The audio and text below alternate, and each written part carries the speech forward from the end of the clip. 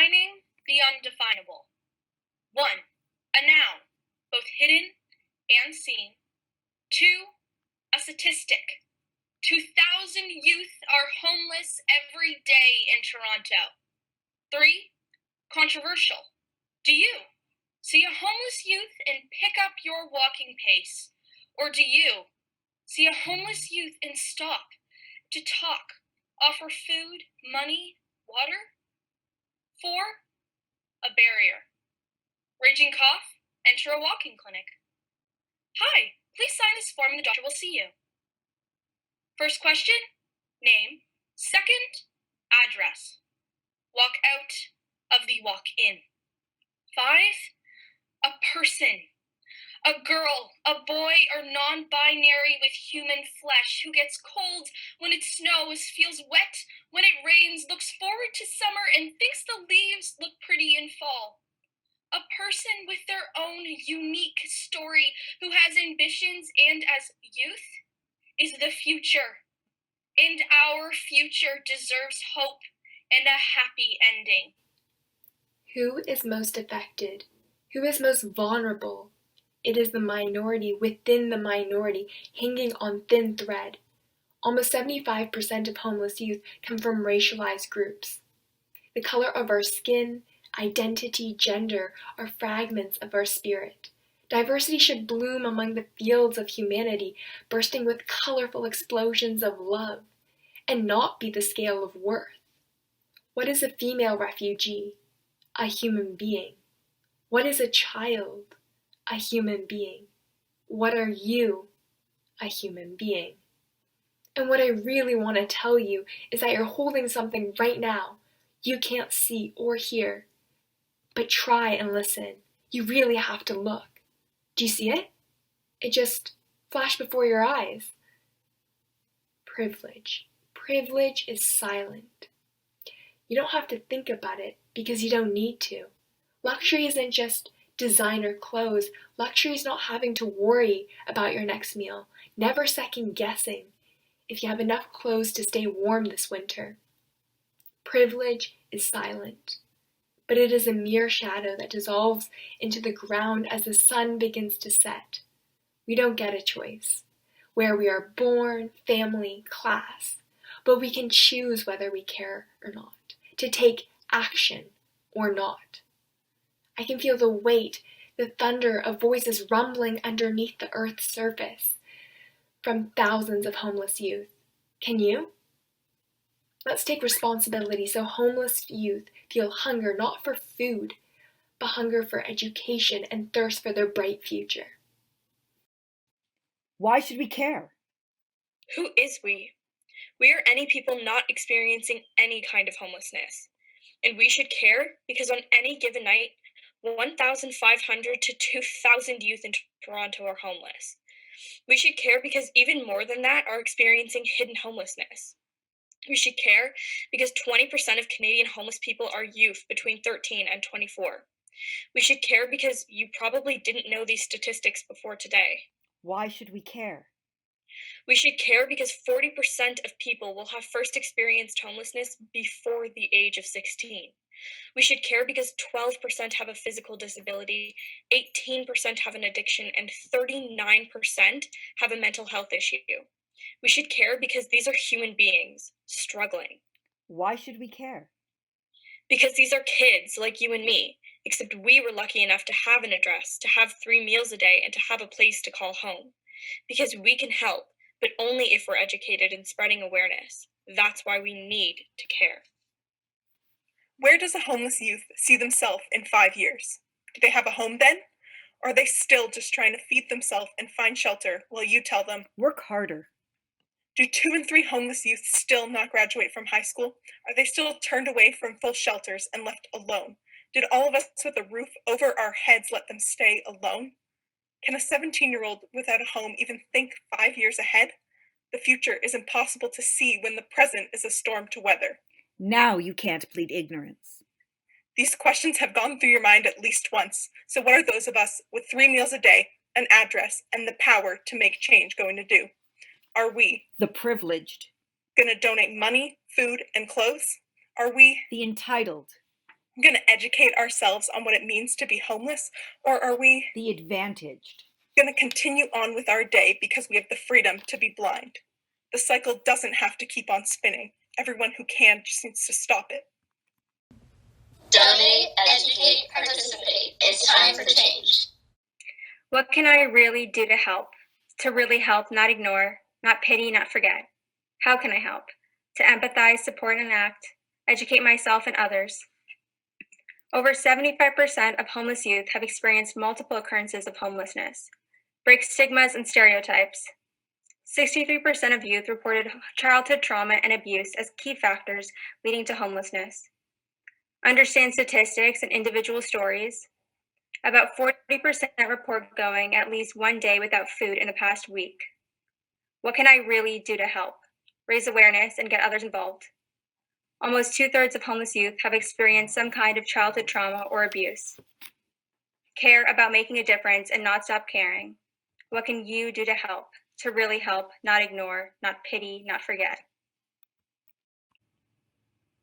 Why is that not me? Instead of having to sleep on the streets, why do I get these cozy sheets? When something goes wrong, why have I always had support that comes along?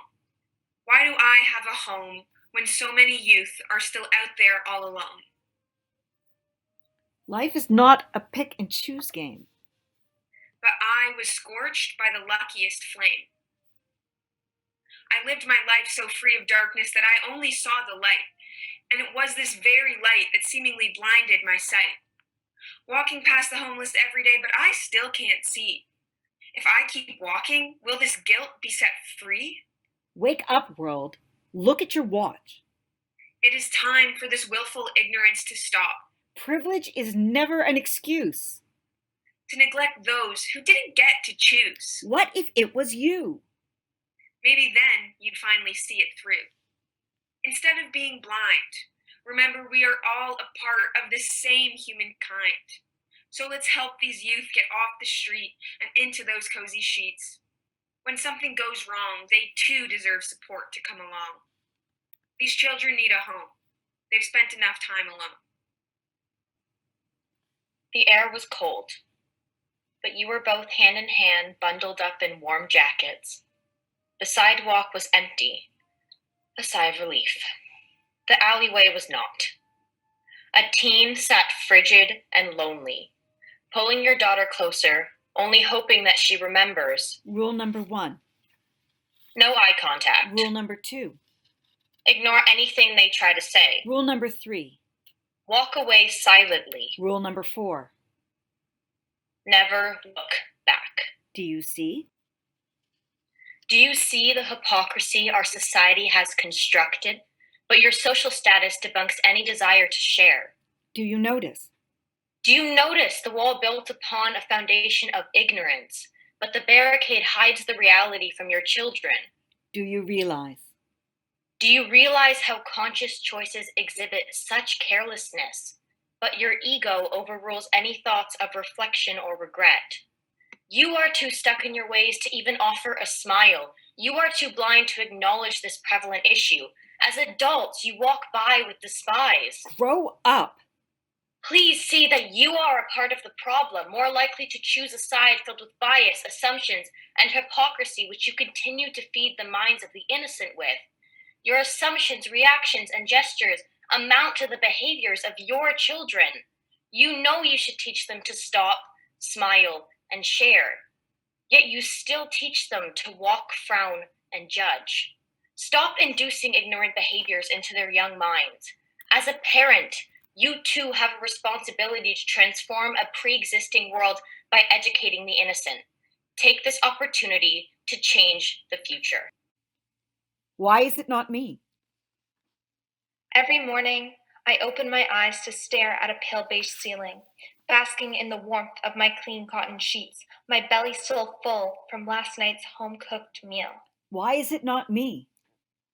I go to school with a cafeteria, a pool, and green and gold uniforms, crests stitched on our blazer pockets, ivy cascading down stone walls. Guidance counselors, TAs, teachers, who take the time to smile in the halls and ask, "How's your day?" Why is it not me? Because I'm white, straight. 74% of youth in Toronto shelters identify as a member of a racialized group. 24% identify as a part of the LGBTQ plus community. Why is it not me? Because I was planned, because I was born into a family that loves me, cherishes me, never lays a finger on me or on hard liquor. 63% of homeless youth have experienced some form of childhood trauma and abuse. 65% come from families with substance abuse problems. Why is it not me? Because I was born in Canada and was never exposed to war, I never had to stare up at the stars and wish, hope, dream of a better life in a different country. 22% of homeless youth in Toronto are born outside of Canada. Why is it not me? I've never had to pick between rent or food, between a degree or a house. I've never had to couch surf or stare at an application for OHIP, wondering what to write down as my address. I've never had to eat less than 3 meals a day or ask for change and watch as people turn their backs and walk away. Or spend a night in the cold streets of Toronto in January, fingers frozen to the bone because I didn't have a choice. Why is it not me? Our society has built barriers, brick walls getting higher and higher around the homeless to prevent them from climbing over and being noticed, because it is not in the privileged best interest. But isn't it? Because like you, like me, we are all human. When we try to step away, not offering change or making eye contact, trying to distance ourselves from the harsh realities of the truth, we become catalysts to the issue. And whether or not we have good or bad intentions, when we feed into the stigma and let the problem persist, homeless youth suffer the consequences. Up to 2,000 youth are homeless on any given night in Toronto. What can I do? Donate, educate, participate. It's time for change. What happens when people don't carry change anymore? With your pockets light, you're walking through the subway station. You look to your left and you notice a homeless youth, an empty cup sitting in front of them. People whiz by with their headphones in and head buried in their phones, seeming not to notice. A wave of pity washes over you, but then you remember that all you're carrying is your credit card. No cash, no change. Well, I would have given some change if I had any, you think to yourself as you walk away. Light pockets, light conscious, right? Wrong. Because you did notice. You did notice a homeless youth sitting alone on the floor, and you noticed something was not right. So do something. In the moment, buy a coffee, a bottle of water, even a meal. Share a smile and a conversation. Small actions go a long way. Don't stop there. Donate and volunteer with shelters and organizations like Youth Without Shelter that work tirelessly to get everyone off the streets. The systems aren't working and everyone needs to take action. So let change start with you. Because light pockets might mean a light conscious for you, But it means a lot more for a homeless youth. Why do we avoid eye contact? Shuffle by fast, ignoring homeless youth in our tracks? It costs nothing to be kind. Give a simple smile or say hi. Then why do we just walk by? What are people afraid of when avoiding to look a homeless person in the eyes? Eye contact acknowledges A shared humanity.